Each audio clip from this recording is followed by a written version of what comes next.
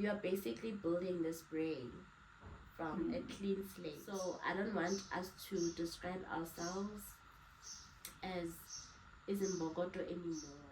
Where I literally had to take a break from my profession, studying OT for 3 years. I was gone out. Katiso, how are you doing? I'm good, and you, Mushe? I'm good. What's the one song you were playing on the road? Oh, you know what? I was jamming, ne? And I had it on blast. Okay. B.I.G. Notorious. Notorious. Yes. Okay. Sky's the limit. Oh, okay. Because that song takes me back, guys. My journey in studying OT was not an easy one. So I'd always inspire myself and encourage myself by playing that song. You know what, the sky's the limit, girl. You're gonna get there. You know. So as I was coming here, it was playing on the radio because I love radio. So I was tuning in to Kaya and I'm like, oh my god, I have it on blast. My song, and I'm on my way here to a podcast. I've invited me for that whole OT that you were studying for. So yeah, no. I had a blast. I was so happy. Okay, and if you could live anywhere in the world, where would it be and why? Oh, sure. Anywhere in Europe. Anywhere in Europe. Okay. Because Europe is such I don't know, but from what it seems, right, has so much history, so much heritage. It looks so rich in so many cultures, and it's very diverse in that way. I love historical things, vintage kind of vibes, you know. Yeah, the buildings, the food, maybe Italy or Rome, but anywhere in Europe. Anywhere in Europe. Yeah. Sure. Okay, if your life was a movie, what would the title be and who would play you? Oof, the title. Sure. My life specifically. Yes, your life specifically. I have no idea. Maybe because I always say my life is like a K-drama. I always say that because of my name, Katiso, and I feel there's always drama. There's always something happening, somewhere, somehow. So I'll just say K-drama. K-drama. What was the other question again? Who would play you? Who would play me? Oh, wow. I've got so many African American women that I look up to. Maybe Viola would play me because only drama. Okay. You know? But I also like let me think. I also like Zoe Saldana. Oh, okay. I really like her as well. Yeah, those Black Americans, those highly esteemed women, you know. Yeah, Kerry Washington, you know. I would have thought of Kerry Washington as well, or Taraji. The reason for Taraji is that she blends easily to any character you put her into. Oh yes. So yes, Taraji. Yes. I would have definitely thought of her. Yes. Okay, and if your kids right now were to describe you in 3 words, what words would you think they would use? I think fun. I feel like I'm a fun mom. That's nice. I think loving and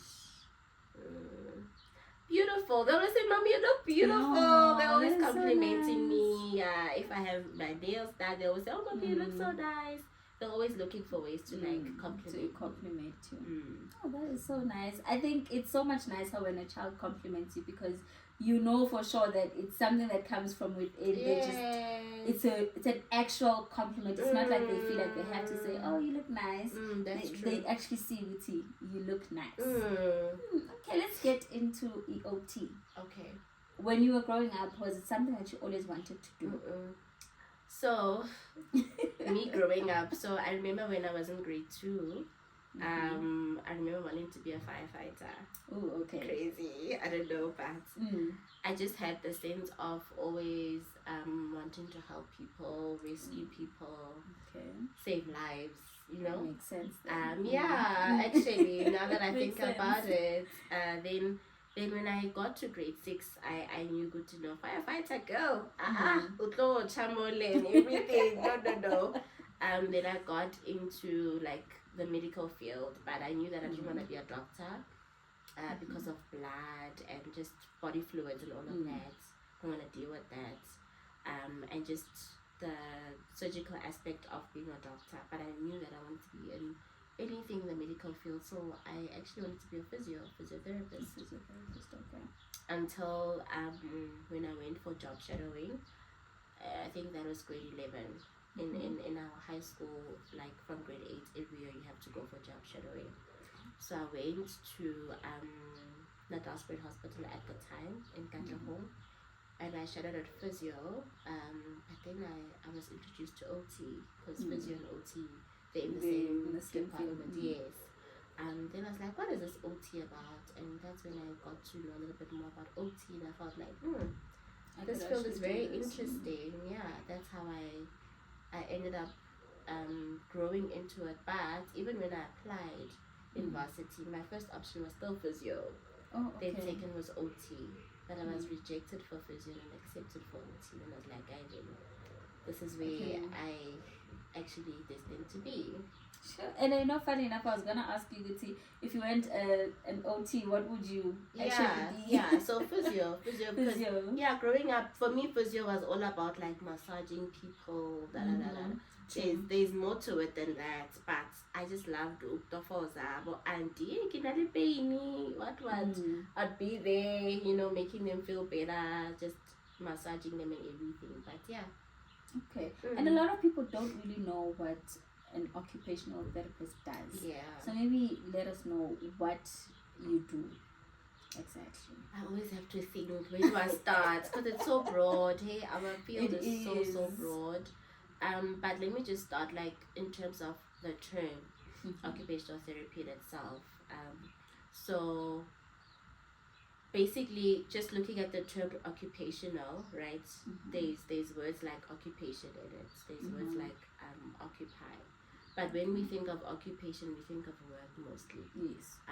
But you and I are occupied in conversation right now. So it's different activities that you are occupied in on a day-to-day. From the time you get up, you're occupied in like bathing or personal management, grooming, self-care, Then you're occupied in preparing meals, you're occupied in going to work, traveling, you're occupied in working or studying. So all of those are activities of daily living. We call them occupations, occupational performance areas, where we engage in different areas of occupation. So that's where the term comes from. So then, as an occupational therapist, we provide therapy in those areas that maybe may have deficit. For example, people with depression or mental illness, the first area of occupation that is affected may be their personal management and grooming, because the depression doesn't allow them, they don't have the motivation to get up, they don't want to bath, they don't want to do anything. So that's the first and foremost. They don't want to eat, they sleep deprived, or they sleep too much. So that's where we come in to see, okay, in all these areas, we have the deficits, and we use activities to provide therapy. So for example, we will use, if you're interested in, let's say you enjoy sports activity, you used to be in sports or you enjoy sports, we will try use a few sport activities in our sessions to get you motivated to engage in tasks again, to improve your energy levels, and all of that, to improve your drive again. So it depends on what the impairment is. So for example, I give an example of the depression, but the depression can also affect like cognitive skills, like your cognition can be like your concentration, your memory, your problem solving, decision making, all of that can be affected. So then we use activities like, we will use things like Scrabble, because it needs you to focus, it needs to concentrate, it needs you to problem solve, those kind of things. That's where we're able to see, okay, how's this person's memory through activities. So that's how we provide therapy. It could be gardening, it could be anything, it could be even cooking, especially for physical impairments. So for example, if maybe you've had a stroke, obviously one side of your body will be affected. Now we have to get you back to your home environment, adaptations in place. So maybe you can't cook the way you used to anymore, obviously because of the one hand is impaired or the one side is impaired. So there's assistive devices that we have in place to help with that. So for example, what I mean by assistive devices, like one-handed chopping board. So usually, with a chopping board, you have to hold it exactly, and chop. exactly. So with this, there's like literally a thing that we put in the corner that has like a border. So you put your bread in there, and you literally, it keeps the bread in place, and you just butter your bread with the one hand because the other hand can't work anymore. Or things like pudding. Then there's the other side of the board would have like things like nails, né?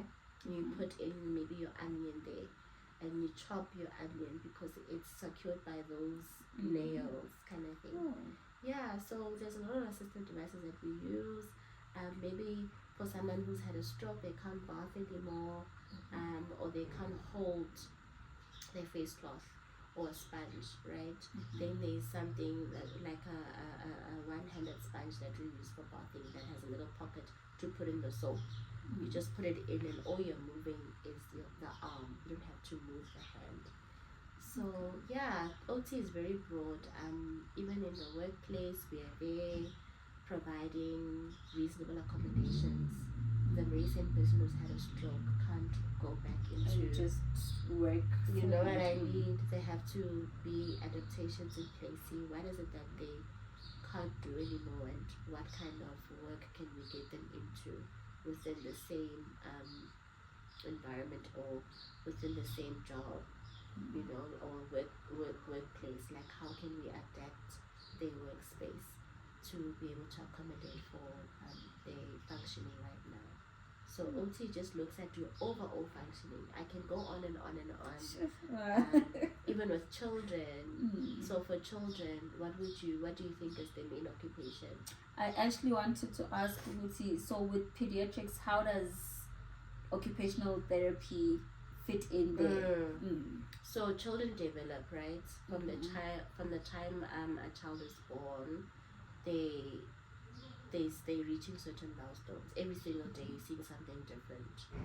With their body movements, with their positioning, they start rolling, they start sitting, they start crawling, specific ages or age bands.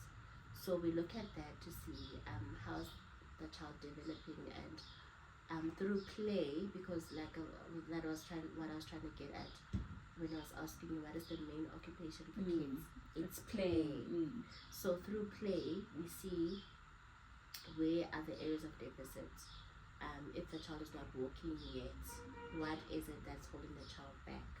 Usually it's the core strength, physical muscles that may not be strong enough, that may prevent them from reaching their milestones. So that's where we come in to strengthen those muscles, fine motor skills, gross motor skills, show moms exercises, children with disabilities, what exercises to do with their children. Yes. How could they help them, cognitively as well, because through activities that the mind is also engaged. Yeah, so that's where we come in. And in kids also with learning disabilities, if a child is struggling to learn at school, that's where we come in as well. Okay, so how does a parent distinguish between a child who is just, well, we would say, normally you say, "I man, it's kati, all right." How does a parent distinguish from a child who is fine, is just taking time, and a child who actually needs help? Personally, I feel like every child needs help. What I mean by that is that every child needs to be stimulated. We shouldn't just allow our kids to just be. We need to afford them the opportunity to develop in a way that they need to. And what I mean by that, I always say that I feel like OT is for everyone. It's not only for those who need therapy. Even as adults, we go through challenges in life. We need certain things. There's certain areas where we are having difficulties in, but we don't have to wait to be referred to an OT. You can be self-referral. You can go online and see what OTs are suggesting. Work on those areas. Even for children, we like to share activities that we encourage that parents do for children. So start doing those things, start stimulating the child from a tender age. That's how you will see development. That's what I think. Yes, children are not the same. I'm not saying that when you do that, every child will develop. Yes, there'll still be children that, develop a little bit faster than others, but let's afford them that opportunity. Let's aid them. Let's give them the support that they need to get there, and not just let them just develop in their own pace. That's what I think. Okay. And dealing with children, what type of child would you say typically comes through for assistance? Is it maybe a child who's slow in developing mentally and physically? Both. Yeah. Okay. So children that come for help mostly are those that are delayed in their milestones. Their mom will be like, the child is not communicating as much. Yes, the speech and language development is more for the speech therapists, but we work hand in hand. Because as OTs, we also look at the social aspect of a child. How do they engage? So then we don't only just look at, they're not walking. We also look, okay, how are they engaging with others? How's their routine? How's their eating habits? It's everything. That's why I was like, it's very holistic. We have a holistic approach. Even though the mom can come with, my child is struggling to speak, I will look at other areas. Because and then you end up finding other issues. Exactly, because we are like this as human beings. A circle, we intertwined. It's not only an isolated case that you may see, but basically you come as a package. So the one thing is affected, but it affects so many other things. You know what I mean? So most moms come for mostly the developmental milestones aspect, and if they see that the child is maybe hyperactive, and maybe the child has autism signs and symptoms, or at school the teachers are complaining, then the mom will be like, I don't know why the teachers are complaining, my child is fine at home. So it's very difficult sometimes to try and mediate that and be that neutral person where you try also show the mom that we're not saying that there's something wrong with your child. All we're saying is that they are developing in a different way, in their own unique way. However, it shouldn't be disruptive to their daily activities. We should try and find ways to manage if there is disruption, for example. Yeah. Sure. When you say ukuthi umntana uzothi uyahlupha at school, I'm thinking most parents usually just say, hey mntana uyahlupha, mntana agezwa, and it then becomes a thing where the child is probably constantly scolded.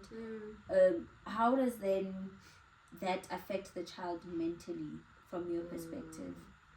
Most of the time the child comes in with a very low self-esteem. They come in knowing that I already have a problem.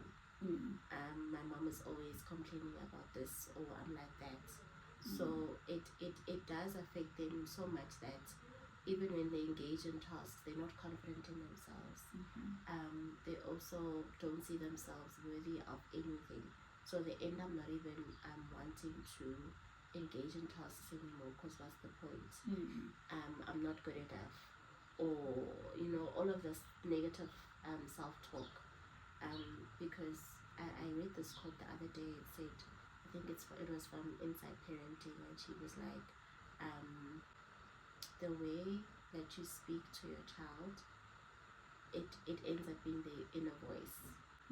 So the way we communicate to our children, that ends up being the inner voice. Even when they're not with us, they keep hearing all of those things to them. So we have to be, I found it very, I was touched by that. I was like, I'm touched by it myself, thinking about it now.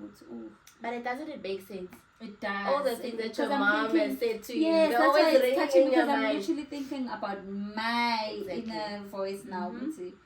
Actually, okay. Yeah, because I always feel like every now and again I'm always hearing my mom's voice in the back of my head telling me something, There's something that she's saying. Exactly. Yes. So imagine if you are basically building this brain from a clean slate. This child came in with literally a blank piece of paper, and you are there to help form this beautiful picture, this beautiful garden that is well nourished, that is like tropical and everything. I mean, we're not saying we're gonna be perfect parents, but let us be aware of how we speak to our children and how we discipline them and engage with them. Even though we feel like sometimes, some of the things they're very naughty, yes, behavior issues and stuff, but even with those children who are diagnosed with behavioral conditions, usually it stems from parenting. Usually stems from parenting, your parenting style. We're not saying there's something wrong with you as a parent, but we are saying that you are probably not in tune with yourself. You are probably not self-regulated.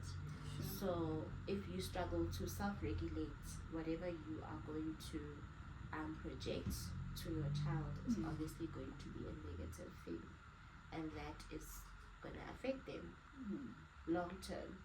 Because what we've seen, I work in the mental health field, right, as an OT. So with mental health in terms of all the psychiatric conditions, most of the time people will come in and say, I'm diagnosed with bipolar, I was triggered by something that happened at work, or I was triggered by a death of a loved one.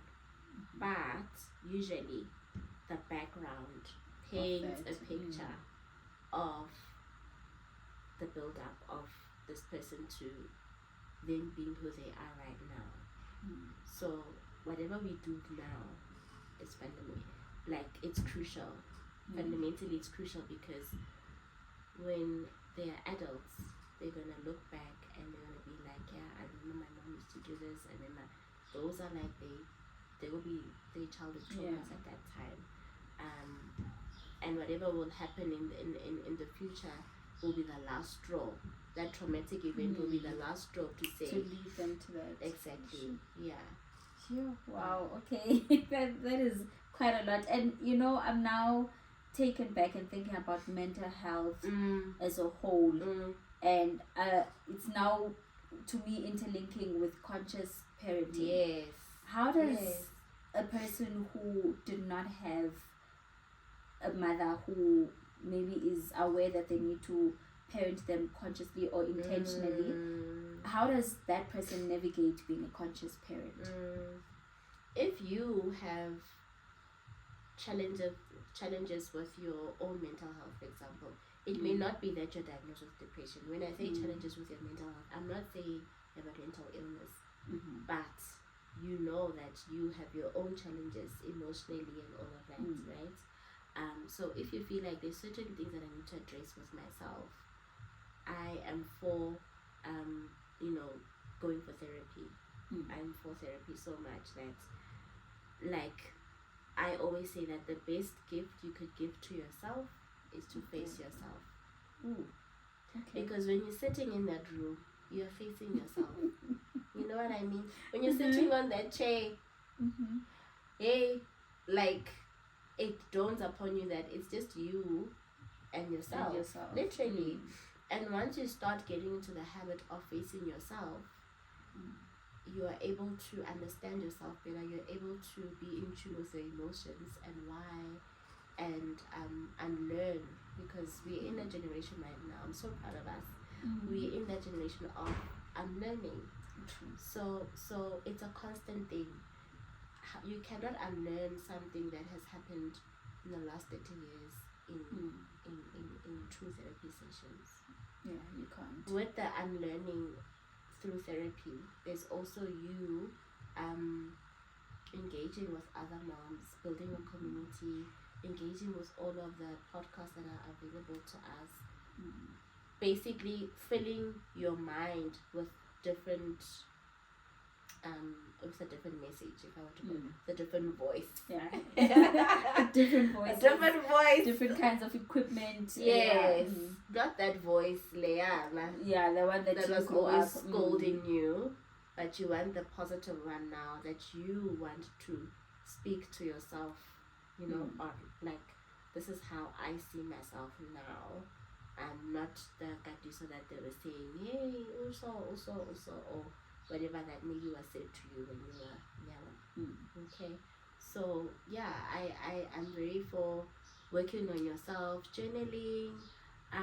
There's so many self help books out there, but I'm also a very spiritual person, so I feel like for me, my personal development and my own journey, like personal growth from a very tender young age, has been through God and having a relationship with Him and just being molded by Him. I think that's what has helped me. So because they say that a person's core is a spirituality. So the first thing about you is your spirituality. So if you can find that for yourself, and hang on to that, then you'll be able to, other things will start making sense from that, because that is the core of you. Yes, we all have different beliefs and all of that, but find your own core belief and faith for you. Then other things are able to grow from that. Okay, now it takes me back to mental health. I've asked you a mental health question, and I didn't even ask what mental health is, because I think a lot of people, the minute we mention mental health, we're thinking, depression, anxiety, everything that is negative is put together with mental health. So what would you say mental health is? Mental health is basically it's actually your overall well-being, your psychological, emotional, social, all of it, mental well-being. It encompasses everything. It's not only one-sided, because why I say that is because your mental health is basically also how you are able to deal with life's challenges, how you are able to navigate through life, right? Still, sane, without losing it. So your mental health encompasses all of that: psychological, emotional, mental, social well-being, because also how you are in relationships is very important. It also speaks to your mental health. Your relationships can affect your mental health, or your mental health can affect your relationships. So it's basically that. It's not a one-sided thing where it's just your mental well-being. So that's how we should look at it. Okay. And let's say there's a parent who's coming through and they're saying, I've been told that my child has got issues, they are troublesome at school, and when you now look back at it, you realize that all of this has led to the way that the parent is parenting, but they refuse to accept that that's the case. How do you convince them to, if for lack of a better word, do better? I think it's hard, I won't lie, but I think the first step is involving the parent in our sessions. That's what we do. So for example, we'll have a session and we will have the parent in the session literally engaging in the task with us, with the child. And then you will see the child light up and the child be happy that the mom is on the floor with me doing this. They're actually surprised. And once the mom or the parent or caregiver starts seeing a different side of their child, that's when they are convinced. That's how we start convincing them, to show them that your manner of approach is very important. Yes. Your child is literally just wanting you to be there for them, wanting you, like your inner self, to show in the way you speak to them, in the way you engage with them. Just play with them, be on their level, and see the world through their eyes, which is very important. We fail to do that. Meanwhile, we were children as well. At some point we were, so we should have an understanding. We should. Like, we would always be like, but our parents, why they are behaving like this? They were also teenagers at some point. But we are also in that position where we forget, we were toddlers, having tantrums. And I'm not having a tantrum because I want attention. I'm dysregulated. There's too much stimulus in this place. Or I've had a full day of creche and it was too much for us. Now I'm coming back and I'm losing it. I don't know how to, because I'm not an adult, guys. Yes, I don't know how to navigate exactly this thing. Like how I said that I came with literally nothing, with a clean slate. Now you are the one who has to help me learn these behaviors and learn how to control certain things. So if we are failing our children, or if we struggle to even help them navigate their own behavior, we are actually making it worse. I was watching, well, I wasn't watching, my daughter was watching this morning when I was preparing her for school. She likes to watch TV. There was something she was watching on YouTube, some unicorn show, and I liked what that kid said. He said, I'm always sweating and my mind is always just overstimulated. Being a teenager is hard. I don't want it here. And I was like, he is so self-aware, and I love the fact that such conversations are being held with children through the stuff that they're watching. Because I can imagine being a teenager. Well, I used to be a teenager as well, but I was never that aware with, okay, I'm constantly sweating and my mind is overstimulated, and this is happening because I'm at a specific stage of my life. So I'm like, it's actually, this is nice that they are so aware of this. And you're making me think, now that you say that, I just don't want to lose this train of thought. There's this book that my children recently just got. It's like a feelings or emotions book. Basically just having different faces of different animals or different things, like facial expressions, and they're explaining, this one is happy, this one is sad, this one is crying. Just starting there to help that child to be aware of feelings, just for them to know from toddler, from very tender age, to know that, how are you feeling? look at the baby. How's the baby feeling?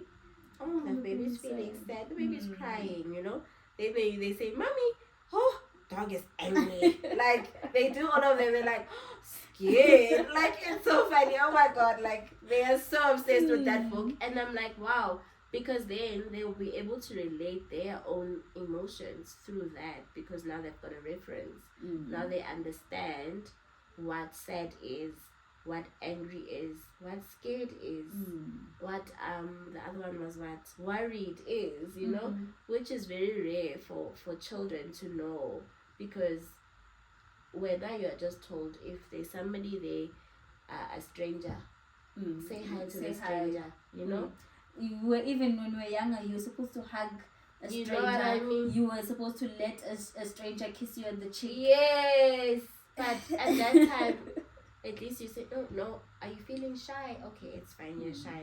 Then they understand, or no, if I don't want to, it's okay, because this is how I'm feeling right now. So yeah, it's very important that we start very early on to help them be more aware of their feelings. Okay.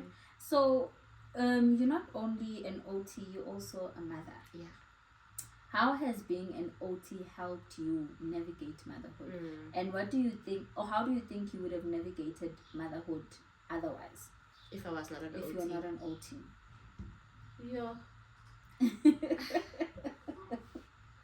I can't even think past that, because OT has helped me be a very present mom, in a sense that I've seen what it does to children if their parents are not there for them. Yeah, especially in the mental health field. Like, you see a lot of conditions and a lot of cases that you deal with.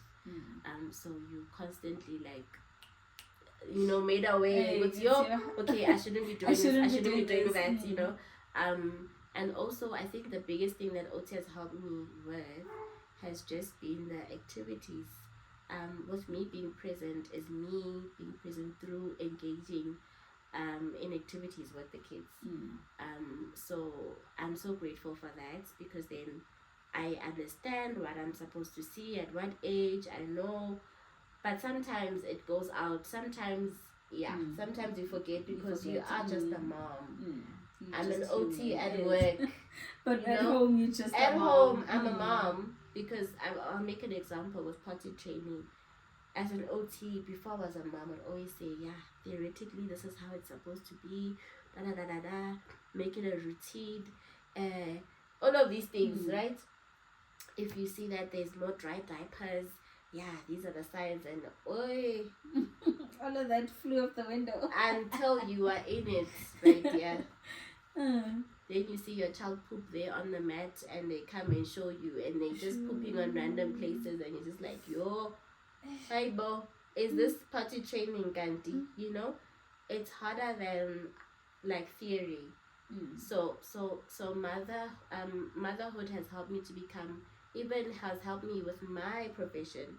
Not only OT helping me as a mom, but motherhood has helped me in being an OT, because I'm able to relate better to people. I'm able to relate better to mothers. I understand what they're going through. I get it. I'm more empathetic towards them. I have more practical examples to say, okay, this is what I've done. This is how it has worked for me.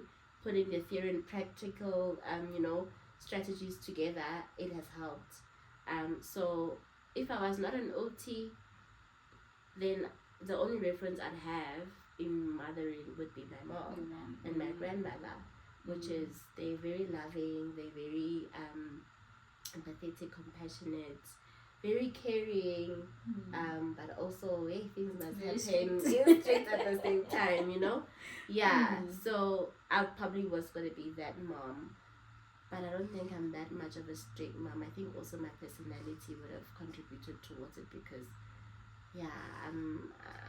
I'm not so chilled, but at the same time I'm not too strict. Okay, so I've now thought of 2 questions as you're speaking. So I'm gonna ask you both so that I don't forget. Okay. The first one being, do you not then feel pressure to ever feel like you're overcompensating just because you know exactly what you should be doing, so you try to just perfect it? And the second question is, oh shucks, I forgot it. No. Oh yes.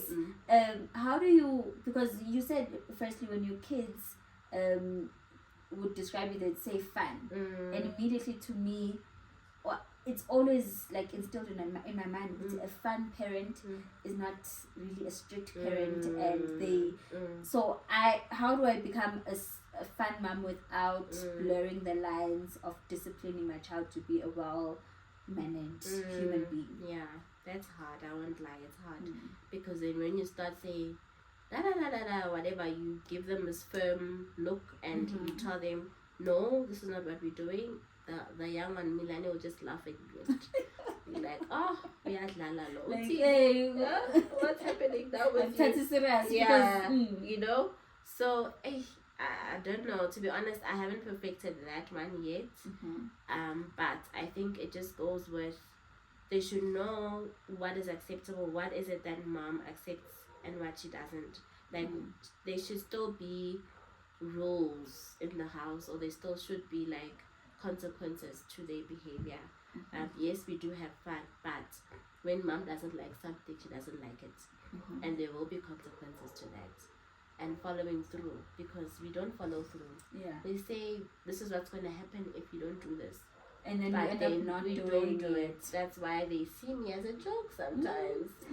So I think that's where maybe that's what we need to work on in terms of the discipline. Being firm, but at the same time having the side to you where they know, would say, okay, no, we can have fun, we can come to mom, this child at school did this to me, she'll be she'll be accepting of whatever I've done, or I can come to mom and say I made a mistake, or I pushed whoever, or you know what I mean. Mm-hmm. So yeah, we just have to keep.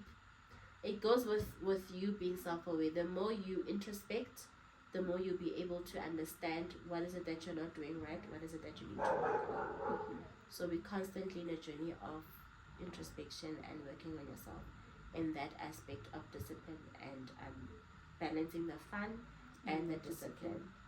The other question was, what was it again? We were speaking. See, I forgot. I've got a very short second brain, guys. But I think it's I mom remember. brain, my dear. Mom brain. Yes. That's what I have. That's what you have also. You and I. Actually, the question was, Uguti, do you not feel like you overcompensated because of your career? I thought when I was pregnant, I was like, oh my god, I can't wait. I'm gonna do this with my child. Because I know all of these activities. You know all of these things. All of them. Yay! Until reality strikes, girl, you can't do it all. So I would always want to have these activities planned for them, have them do this, have them do that. But I soon had to realize, Guti, the activities don't have to be perfect, Pinterest perfect or OT perfect. It's more the daily routine things that you do at home that you can help them develop through. For example, let's say you're cleaning the house and your toddlers stay with you. You can give them a cloth to dust. That's already them working on their fine motor skills, for example, their hand function. Or that's also working on their shoulder stability. There's so many things. You know what I mean? Okay. Like holding in and literally just doing this. You know, it's working on the joints in itself, because you don't do like that when you dust. And that skill is important for when you write. If you think about it. Okay. When you write, you need to have a stable shoulder and a stable elbow. That your hand can be able to hold the pen and move as it should. There should be coordination.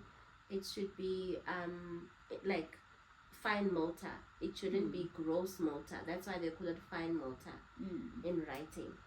So that's why in OT we will do things like wheelbarrow walking, you know, all of those joint physical exercises through play or obstacle courses. And you can do that in your own house, where you make them jump, frog jumps, or we have a what hunt, treasure hunt. We're looking for something, we're crawling under the tables, we're jumping over the chairs, that kind of a thing, because we don't need it to be like how it is in OT in therapy. You don't need all that equipment. You can use what you have in your house. That's when I had to now, just condition myself and say it's okay to just use what you have here. You can't always be buying all of these things. It's not necessary. It's not necessary. Actually, it's not. That's how I started then my page in 2021. The OT and the mom coming together, because that's when I had my first boy. And I was like, I want to show moms out there, parents out there, that they can stimulate their kids. They can do at home with literally what they have. But then the thing that I did do a lot of, like taking them to parks and all of that, because we don't do that anymore. That's why kids nowadays have a lot of neurodevelopmental conditions like ADHDs and autism spectrum disorders, all of that, because of they're always indoors, screen time. So yeah, I really tried like to be outside, even if you can't go to the park, outside, barefoot, for all the sensory input, like playing with. Remember, I used to go remember? Yes. And would have utaga and pots and have cook and take all the veggies and peels and stuff. Do that with your child. Maybe you can't go to Iskanga, yes. So like back in the day, outside, give them a little dish to pretend it's a little pot for them. Give them mud or soil mixed with water. Whatever you are chopping in the kitchen, give them the scraps let them also explore that tactile input, right? Because they're getting all of these textures through play, and that's pretend play, and the imagination is also being built. It's also building all of these connections. So there's a lot that you can do. One activity can really work on so many different areas. Yeah. Now, as I'm listening to you, I feel like my daughter's teaching me how to parent. Really? Because they always want to go to the park. And they always want to go play outside. They always want to do kitchen parties. And all of that. And sometimes I'm just like, guys, I'm tired. I don't know how many excuses I've made for us to not go to the park. And the park is literally 5 minutes away. So now... Please, if anything, let them, because like I said, the less time the kids spend outside, the less well developed their muscles will be. Because through playing outside is how you are strengthening your muscles and your joints, and that's how you're going to develop. Because like I was saying, for them to sit upright, you see how you're sitting upright with no backrest like me. Yeah. It clearly says that, okay, that means your core strength is good. It's there. Okay. You're probably thinking, Sana. I'm thinking like, okay. But a child whose core strength is struggling, or the muscle tone is basically like your overall, like how your muscles are, like the muscle mass in your body, and how you're able to keep yourself up, right? Keep in a certain posture and all of that. It will speak to how you write, how you sit at a desk and engage in a task. That's why you find kids like writing while doing this, because they're tired. Because they're not well developed in their muscles. Or you see them when they're writing, their hands get tight very quickly, or they write really slowly because fine motor skills, the fine motor or the small muscles in their hands are not strong enough. They're not well developed. So we need to have them go on those monkey bars, climbing. Those are the things that are helping the children develop. That's why, Tina, we didn't have all of these issues, because we didn't. We were always outside playing mugusha, playing climbing trees. Yeah, but those things are fundamental. Wow, I'm literally thinking about it now. I used to be in the streets climbing, and I used to play with boys more. So I used to do the most difficult activities, and that's probably why a lot of things I'm just like able to do so easily. Yes. And I'm depriving them, shame. Yeah, no, please do go. At least now it's getting warmer. So try go as often as you can. Yeah, no. Because then it will help them when they are at school. Because now, you said the other one is 4, né? Yes. And your eldest? She's 6. She's 6. 6-year-old is now expected to sit the whole day, né? In class they don't nap the day. No, they don't nap. No naps whatsoever. anymore. So we are not helping them to be ready for that if we are depriving them right now of playing. Oh, okay. And at what age would you encourage a parent to start teaching their child chores? Oh, toddler stage. Toddler stage. Why I say that? Because at least as toddlers, you're able to give them an instruction. They're able to respond to it.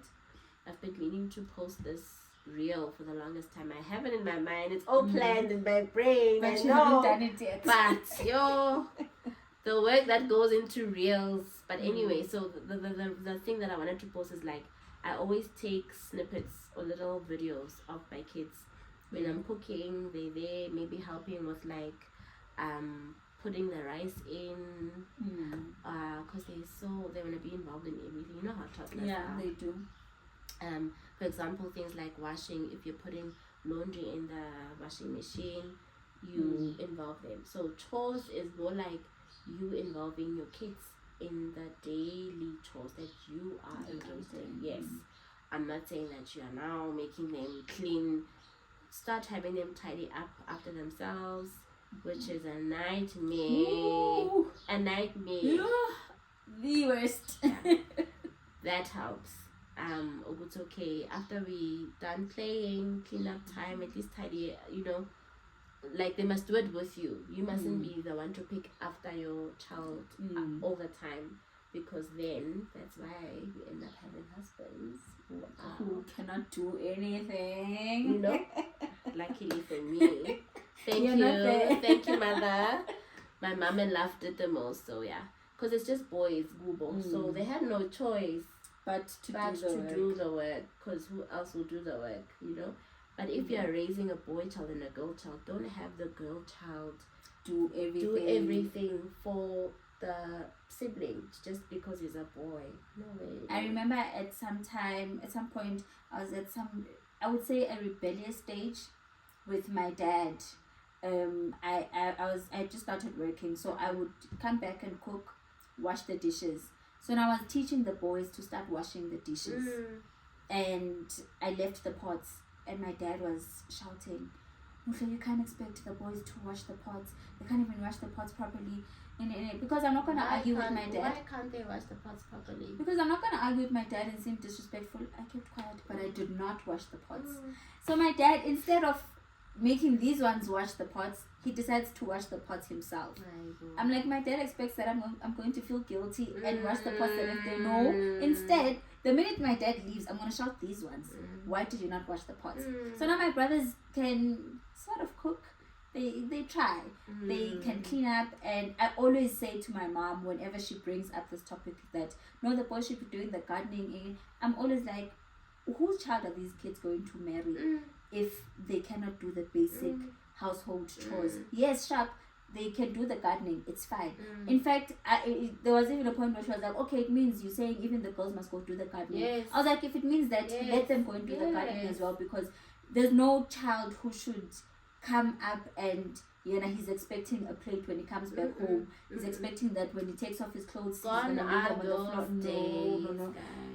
That woman is going to be marrying him, and they're going to become partners. She's not going to be his slave. So it's always but I think my mom is adjusting to it now, because obviously my mom is Dala, so she's used to the old age of things working with. A woman must do this for a man. Not with my brothers. I will fight them all the time. Yeah. So what? You can't cook. Go and cook. Yeah. Go and make something to eat.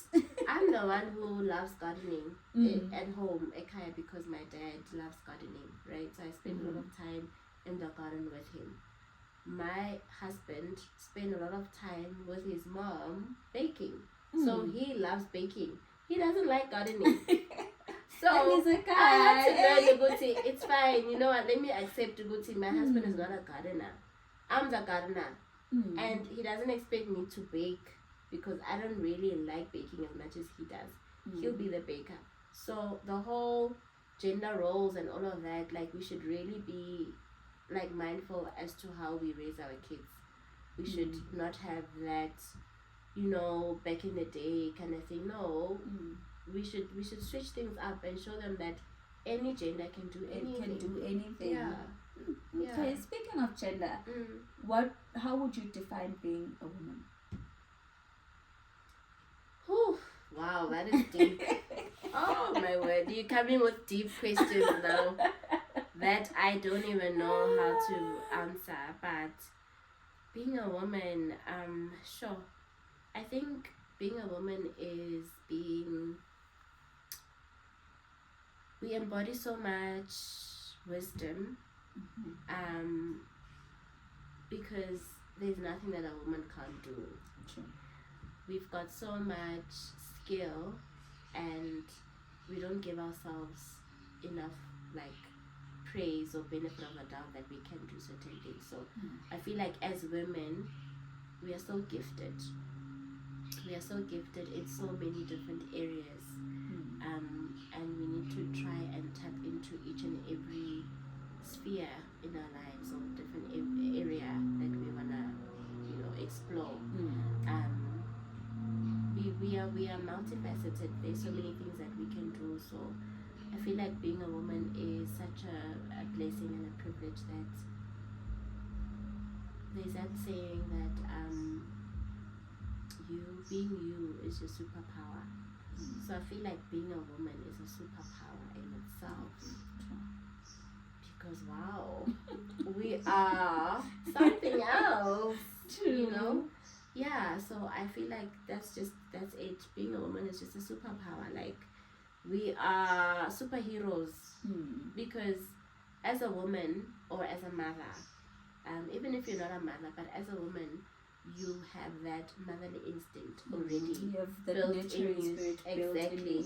Exactly. So you are still able to play all of these roles as when somebody is sick, you are nursing them.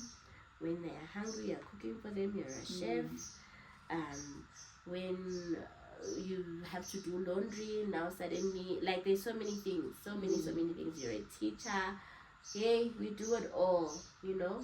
So I don't want us to describe ourselves as isn't Bogoto anymore.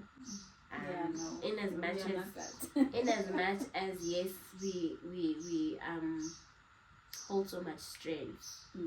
However, that doesn't mean that we don't break. The strength that we have is there to help protect us from things that might break us. So we want to use our strength to protect ourselves, not to break ourselves.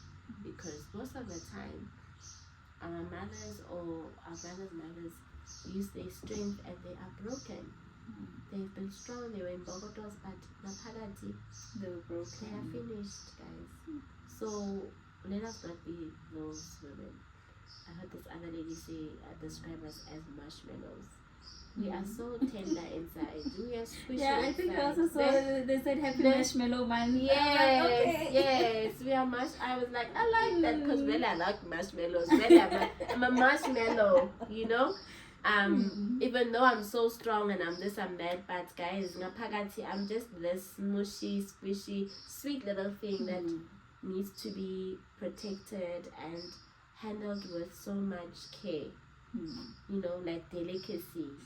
Not to go to you're walking on eggshells, but all I'm saying is that we need to be also taken care of, and as much as we take care of everyone else, we also need to be taken care of. You know what you're saying, Uti, we don't give ourselves enough credit. Reminds me of, I think it was 2 days back, I was watching the interview Ayanda. She used to be Ayanda Burot, I forgot her name. Yes, I love her. Yes, I was watching her interview with Uno Zipo. And she was speaking about a specific part in her book, Unbecoming. Yes. Where her grandmother told her that it would be the guys who would inherit the home, and she didn't understand that. And it took her some time to understand that.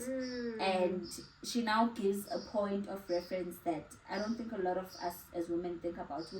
Yes, in the olden age it was said that it's the man who will take over the inheritance, but the grandmother forgot that she was the eldest person alive and she kept this household standing as a woman for so long. And she didn't even realize that. She did not even realize that about herself. She is the reason that this house is this way, and she cannot trust another woman to do the same. And but that's the thing. That's the thing. As women, our downfall is that we don't support each other. We constantly bashing each other. We constantly always looking for the downfall of the next woman. Imagine your grandmother, her grandmother doing that to her. You know, basically, Uti Wena, you're not capable. You're not capable. You know what I mean? Meanwhile, she knows she was capable. If she knows she was capable, why is she not grooming the next woman to become what she was? Yeah. Okay, so what challenges do you face as a woman in the occupational therapist field? I think I'll say challenges as a black woman in the OT field. OT is I think it still is white dominated profession. even from the time we were studying, a lot of our classmates were white. I think even now it's still, but at least now it's getting better. We have more black OTs. Not to be racist or anything. This is nothing to do with that. But no. Far from that. But just from our experience and my experience as a black girl studying OT, it was so hard. It was so hard because firstly, what are you doing in this profession? Because you don't belong here. What do you know about this profession? Yes. What do you have to contribute in this profession? Sure. Even though it was not directly said, but you could see it in the way you were treated as a student. So we encountered a lot of I could say failure in a sense that we were failed quite a lot because of our race, whereas our white counterparts would easily get the degree in the 4 years and then gone. So that was the first challenge for me, where I literally had to take a break from my profession, studying OT for 3 years. I was gone, I was out. I was like, I'm not doing this anymore. Maybe this is not for me. I tried exploring other things and tried going into different fields, but there was still that calling, still that voice in me saying, girl, this is what you meant to be. So after a hard 3 years, I went back. And going back, we went back after having addressed the whole racial discrimination thing in the department. I feel like after that it got a little bit better, even though it was not fully gone, because you still have external examiners. So it's not only, you're not facing these challenges only in the varsity or the department itself, but as you go out to different still experiencing it. Hospitals, to be marked by different clinicians or supervisors who are of a different skin color, they don't see you as worthy or capable enough. So those are the challenges that we faced. It was a very difficult time in our lives. I say us because there's a group of us and my friends that went through this. But we are OTs today. We fought the good fight. And you did it. Right until the end. So those are the challenges that we face. We constantly feel like we need to prove ourselves as black people in the profession. We constantly need to do above and beyond to show that I know what I'm doing. I know what OT is. I'm a good OT. So unfortunately that's the reality of our profession. Sure. Okay. And for the young girl who's wanting to study OT, what steps do they need to take? Because I actually, the most recent episode was I interviewed a 15-year-old who's a model. Oh, nice. And she said that she wants to be an occupational therapist when she grows up. I was like, oh, okay. I didn't tell her, but immediately when she said that, I was like, how ironic. Interviewing. So what steps would you want them to take? I feel like they firstly have to know why they want to be in the profession. So the first step to that would be like what I did, job shadowing. The only way you get a realistic view of what you want to go into is going in and seeing and experiencing it yourself for at least 2 weeks or whatever. So go out to the clinics, to the hospitals, and ask to job shadow, and then just engage with OTs that are practicing right now. Ask them what are the expectations or what are the realities of the profession. Are you willing to undergo all of that, those challenges? Does it speak to your personality? So that would be the first thing. And then obviously going into the subjects like your pure maths, as well as the sciences like the life science, physical science. Those are the important subjects that you need to do in high school. I forgot AP scores and what. I yeah, but I know for sure it has to be above 28, 29. Because for a diploma, AUJ, it's 27. Is it? Yeah. Most diplomas AUJ means to 27 and above. So I know for sure it should be a 28. Yeah, no, I'm sorry guys. The it's been a couple of years. The minute I got that degree, I went out running for my life. Done. I never looked back. Trauma, looking at requirements and but I'm just like, yeah. But at least start working on your studies and doing well. Being dedicated, disciplined. OT needs discipline, a lot of it. The profession, studying OT is hard, guys. Besides the whole racial thing, it's actually not an easy profession. It's not an easy one because it's very subjective. It's like how I would have marked you is different to how another OT would have marked you because of we use a lot of clinical reasoning. It's not like medicine where we prescribe medication. You have to use your clinical reasoning means like thinking of this person's background, like narrative reasoning, like looking at, oh, okay, this person told me this about themselves. Then you see, okay, what resources do they have? Then you think about, okay, what does the theory tell me about the condition, about the skills that they're lacking, or the client factors, and what are all these, the OT jargon stuff. So then you have to now paint a picture of this person and come up with a treatment plan for this person. So what I would have done would be different to what you would have done, but they can both be right. So that's the challenge in our profession.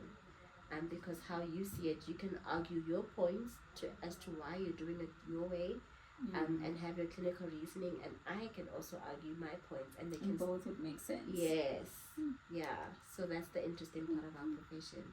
Yeah. So basically that's studying hard and being committed, disciplined, dedicated, and just have a passion for people. Hey, love people. If you don't love people, you will not. Don't study OT.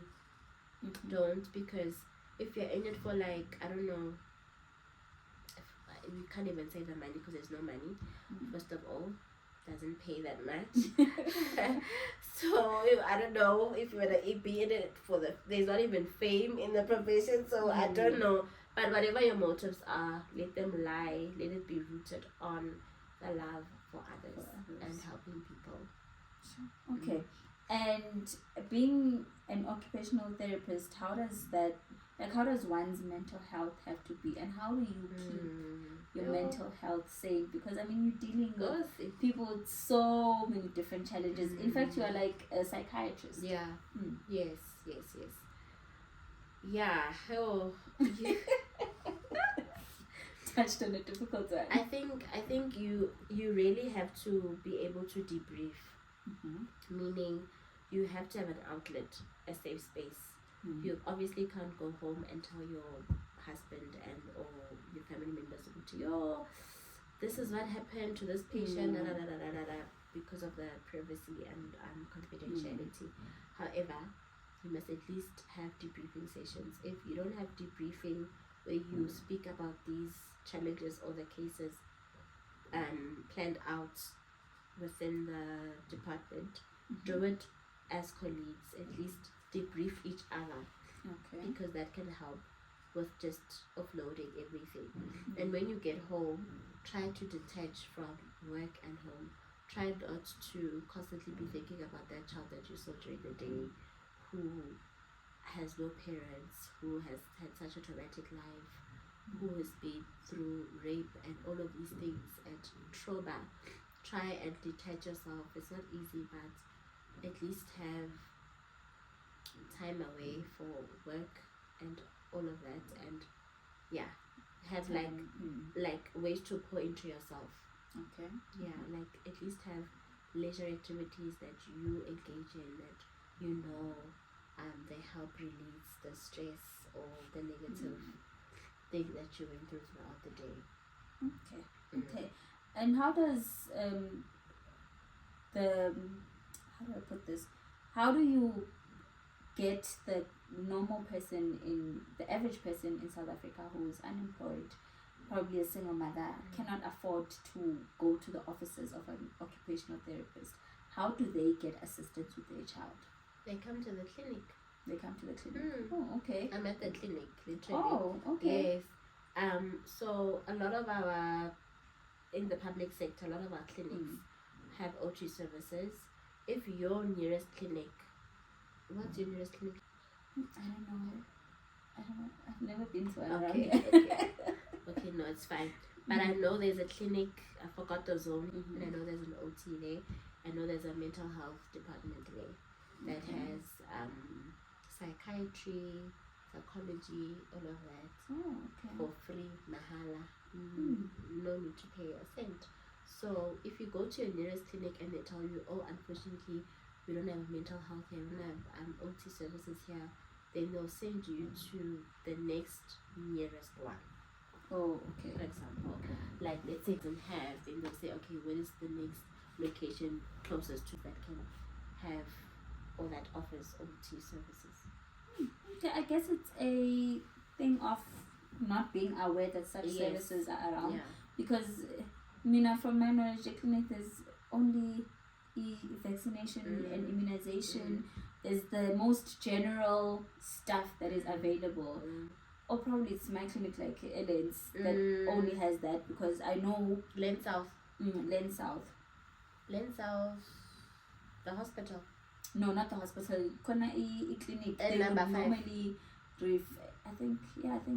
I don't know what's in the but at the community center there's a clinic there we do have an OT. That's where I actually started working. When I came into the district, I started at Lens in the mental health. There's even a rehab team with physio. Oh, okay. Because I know someone who wanted like had mental health issues. They then referred her to the hospital. South, which is a hospital.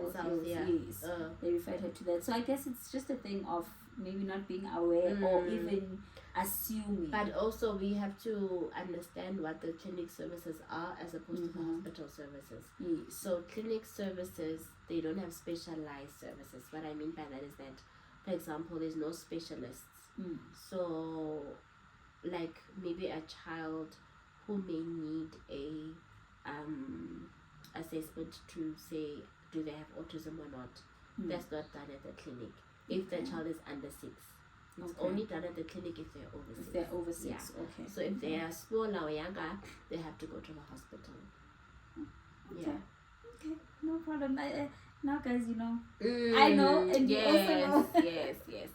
Okay, so if you could give me a definition of what you think when I say the future is she, what would you say? The future is she, in a sense that what I was saying about us women and the superpower that we have, right? The minute we acknowledge the superpower that is within us, right? That's when we'll be able to be the future.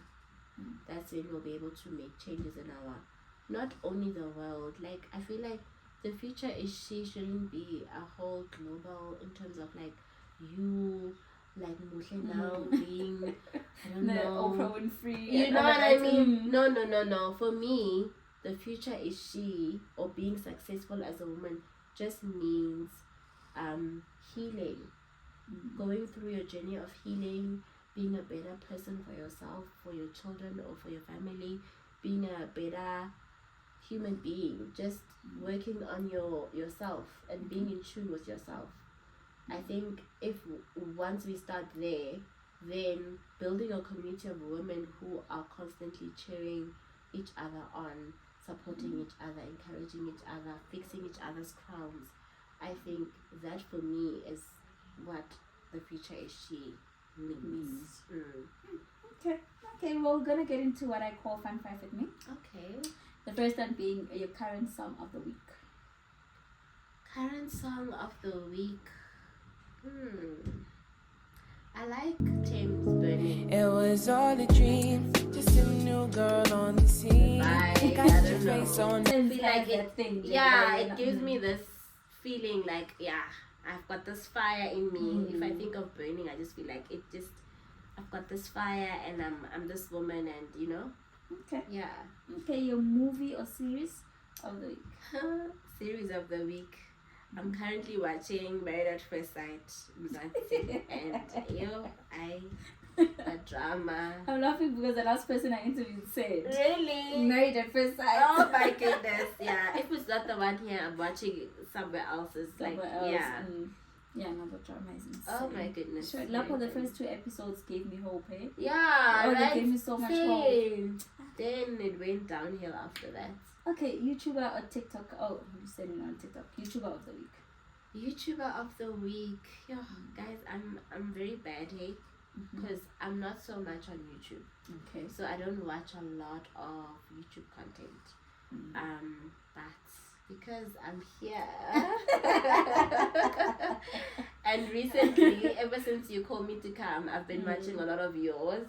Oh, just really? To be like, okay, let me get to know Moshe. this person. Let me subscribe to the channel. Let me see what is she all about. And I will be like, yes, girl. Because you are the one that I've been watching mostly right now. Wow. Yeah. Thank you. Yes. Quote you're currently living by. What do you mean? Oh, a quote. Yes. Oh, yes, a quote. There's so many quotes. Hey, I'm one person that loves quotes. So I'm trying to think of one. But I think I'll go on with the one that I got in the beginning of, was it this year? Oh God, I forgot it. But it was more about like if you have fear, né? Fear will affect you getting opportunities, something like that. I just forgot how the quote goes, but it's more of don't allow fear get to you achieving your goals, something like that. And then lastly, the one skincare product that you're currently swearing by, what's of this one? So I personally am a rooibos extract girl. I like natural. Okay. Yeah. Okay. So I use rooibos extracts, and then I've added this sunscreen from Eucerin, and ever since adding that, it just has been a game changer. Okay. Yes. All right. And then when all is said and done, what would you like Katiso to be remembered? Oh wow. I always say,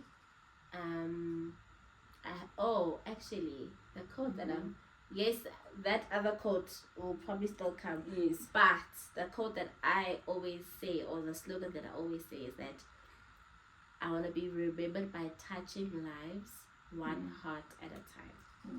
Okay. So not to just touch a life by healing you, but I need to touch your heart. Like, I'm that person who's very empathetic, and I'm very I love connections, and I love connecting, and I'm deep like that. So I think my grandmother is just like, my grandmother is, she's supposed to be a retired nurse, but she still comes to Joburg here and there to come and do. So last time I saw her was during the weekend we had DJs in the Fest. Oh yeah. So in the morning when I wake up getting ready to go to work, she's like, no, I just came back from work, and she told me about this patient that she's been nursing this patient from the UK who got injured in Kenya, and then they brought the patient the side, and she specifically said, I don't work on weekends, but because there's this patient there, I'm going to work for this patient, and I'm only going to go home once this patient has been discharged. So my grandmother literally stayed until the patient was discharged, because she has left now. Sure. So I guess she's just like you, but she wants to touch the person's heart more than anything, because she could have just done her bit, and when it was her off duties left, because she doesn't know when the patient is going to be well. But she had that mindset, this patient, by the time I need to go home, she'll be fine. Yeah. She'll be going home. Yeah. So I like connecting with the person. I want to have a relationship with each and every one of my patients. Like, if I can hug each and every one of them, You'll hug them. I would. Yeah, but anyway. Oh, okay. Thank you so much for coming. Thank you so much, This was Moshe. an amazing chat. Oh, I honestly enjoyed it. I loved it Katiso. too. Thank you for having me. Thank you. And thank you so much for watching. Don't forget to like, comment, and subscribe. And I will put Katiso's Instagram page on the comment section. Please do check her out. And until the next one, don't forget the future is she. Bye. Bye.